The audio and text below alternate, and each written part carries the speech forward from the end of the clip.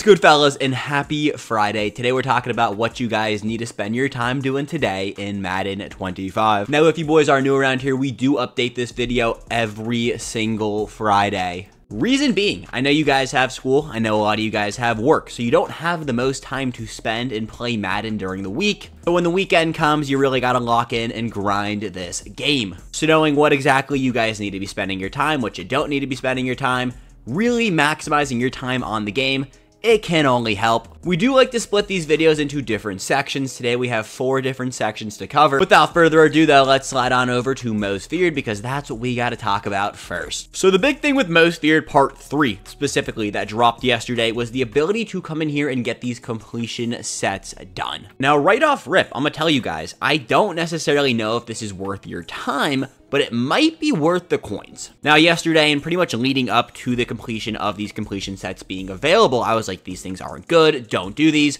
Well, yesterday on Twitter, I saw a few different screenshots. It takes about 10 million coins to get all 3 of the completion sets done. There's one for the champions, there's one for the heroes, and there's also one for the low elites. You basically need to put in every single most feared elite player. Now, the thing that kind of caught my eyes here, you're going to get all these players back, and according to a few people on Twitter, you can actually sell the cards back. Now, the odds of you making all 10 million coins back, it's not high. I mean, you're going to lose the auction house fee. You're also probably not going to get all the cards at the best possible value. It's just not how these things are all going to work out for you. It's going to take you 10 million coins. It's going to take you a lot of time. But the fact that these cards aren't coming back to you as B&Ds and you can actually sell them. Originally, when I saw this set, I was like, well, you're going to get all the cards back, but they're going to be B&D. So they're going to be locked into your binder. You have to use the players. You're going to lose 10 million plus coins. Well, I don't think that's the case anymore. But I still don't think it's worth the time. You also do get this like locked pack for next program. So like next promo, so next week, you get a champion. I'm also seeing it could potentially be a limited time. Still, don't think it's worth your time. 2 reasons why it's not worth it. I really have 2. 1, 10 million coins with the potential to not even make it all back. I mean, it's not worth it to me. And then 2, the time it's going to take you to buy all of these players, complete the set, I'll take you like 30 seconds, but then have to come in here and sell off each and every single player back. Now, I do know there are some like fear conversion methods that we can dive into later. If you guys actually want to get these done, we can talk about it, but still, it's not worth it. Please stay away, especially if you are on a time constraint. Other things going on in the world of Most Feared. Part 3 dropped yesterday, so, you know, we have 1 week officially left of Most Feared. So if you guys haven't came in here and finished off all of your Most Feared solo challenges, there are 3 separate batches. Get these all done. Honestly, for these ones right here, you only need to get to tier 4. Tier 5 does offer up a little bit more fear, but like if you don't need the fear, you can stop at tier 4, at least unlock all of the upgrade tokens for the welcome items. We also did get these with part 2 and part 1. These ones really good. The 82 plus overall packs always, for whatever reason, seem to be spewing out heat every single time we get packs like that. And then also the monster stadiums, the spooky pack at the end. I've seen a lot of you guys pull some absolute heat out of this one as well.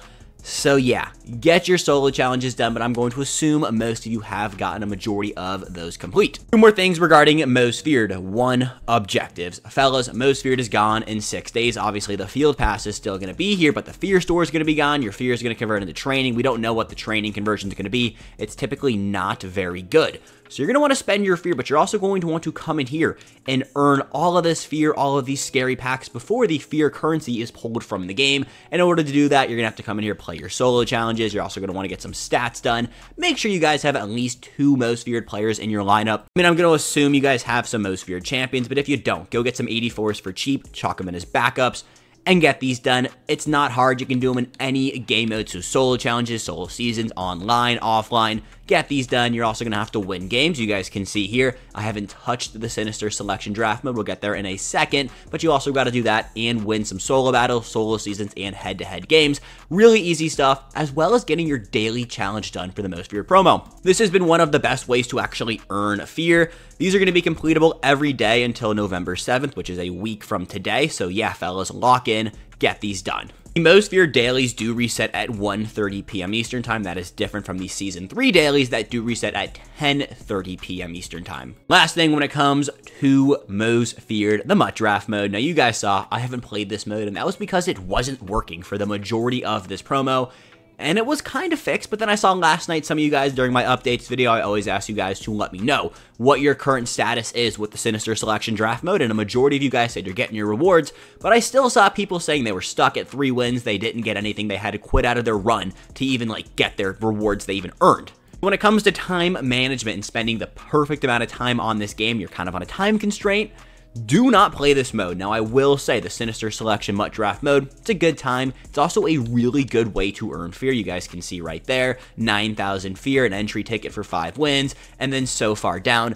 Good way to make fear. I know a lot of people are making a lot of fear off it. It's a good way to convert coins to fear, but still, you don't have a lot of time. Please don't go into it. If you do have time, you're doing absolutely nothing this weekend. Everything else is kind of done. You want to hop in, get in here, get it done. It does go away November 7th. Hopefully with Season 4 and the Harvest promo, we have a Mut Drafts mode, but it actually works like it's supposed to. The whole perfect runs concept, I actually really like it. I think the fact that you are getting rewarded for being good at the game, I'm a fan of that, but the fact that it wasn't working properly, I mean, come on, EA, let's get our stuff together. That's enough most feared talk for the morning. Let's slide on over to Season 3. Now, Season 3 does have 19 days, 2 hours, and 6 minutes. It's going to have less time by the time you guys actually see this video, probably by a few hours. Just want to remind you guys, 11/20 or November 20th is when Season 3 is going to be done. Now, that seems like a really far time away.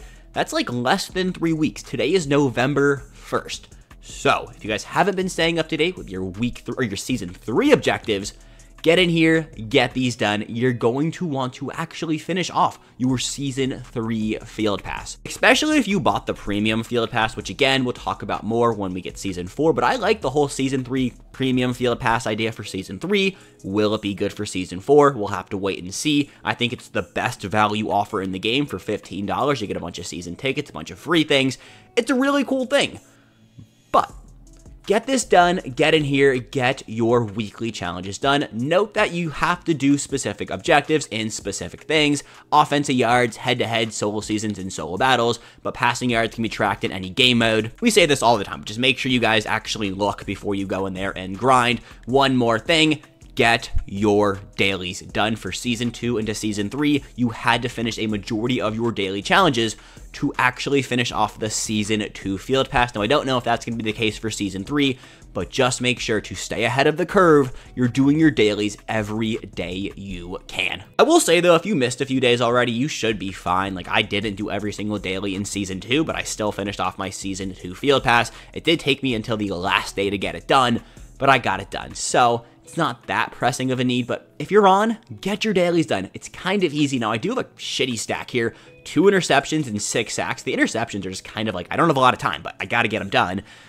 It takes a little, it's a little bit annoying, but it's manageable. That's everything I want to talk about for Season 3. We're not going to talk about these season tickets because we don't have the 91 overall upgrade token. Just save your season tickets until, I guess I tell you guys to spend them. We should be full go with the season tickets within the next week or 2. Move on to online game modes. So today, head-to-head rank session 3 is going to be ending. Of course, you guys can see right here, 1 hour, 49 minutes. You guys are actually going to see this video at 10:30 or 11 a.m. I don't really know. I'm recording this at 8:30. So yes, head-to-head rank session 2 is still live, but it won't be live by the time you guys are watching this. When session 2 dropped of head-to-head rank, for whatever reason, it was not working. For like 9 days, people could not successfully play head-to-head ranked, and you weren't getting that RP. So because of that, EA reduced the amount of RP required to actually level up your head-to-head ranked pass. The head-to-head ranked players for Session 3, really good. We took a look at them last night, some really good cards there. Session 2, also some really good cards, but it was easier to get. My point here is you're going to want to start early for Session 3. It's going to go back to how Session 1 was, where you had to win a lot more games.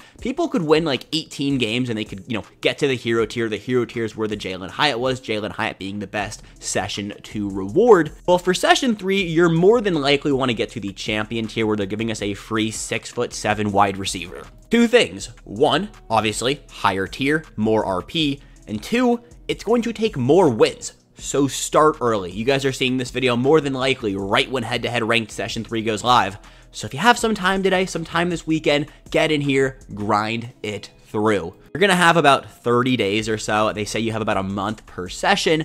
So come in here, get it done, Get it done early so you don't have to sit here last minute and try to grind up to the champion tier, which again, a tier higher than hero, and you're also going to need to get more wins. Unless for whatever reason EA screws up the head-to-head rank system again, and of course if that's an issue I'll let you guys know. I don't see a world though where they mess it up that bad again. As always, Champs and Gauntlet are both good modes to grind. I prefer Gauntlet. It's a little bit more sweaty. Champs doesn't always track properly, but they are solid coin making methods. Last thing before we get out of here for the morning, offline game modes. 1, Team Builder Part 3 is dropping on Saturday. For whatever reason, EA put the Team Builder rewards and tiers in the game before they put the solo challenges, but you guys can see right there, you're going to need 125 stars to get that free 87 overall Team Builder player B&D Fantasy Pack. Now, if you know anything about the Team Builder promo, those 86 overalls and the 84s we got from the, I guess, the hero tier, those were some of the best players in the game, period. Really good budget beast.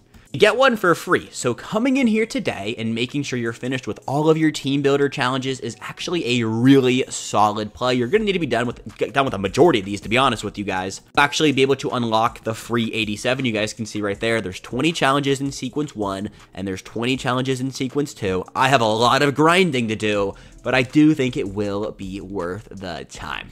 3 more solo challenges you guys should be doing every single week. We talk about these every single Friday, so let's breeze through them. Obviously, Legends, free Legends. It's been a thing since we had Madden, I think. I don't know. AKAs are another one. You get the tokens. Same thing too with similar Legends, I guess. Basically, it's the same exact concept. I don't know where I'm going with this.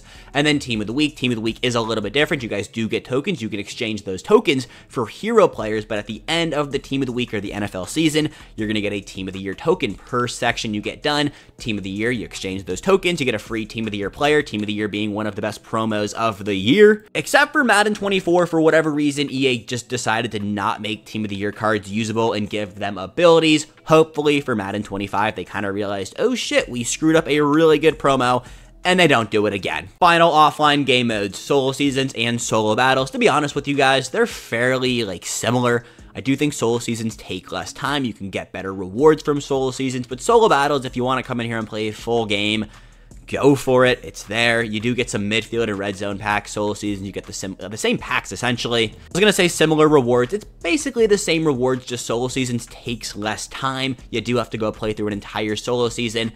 It's easy. Get in here, get these done if you have time. And yeah, fellas, that is everything we got. I'll get you boys back here this afternoon, I believe ranking every most feared player. But until then, have a great Friday. I love you boys. Peace.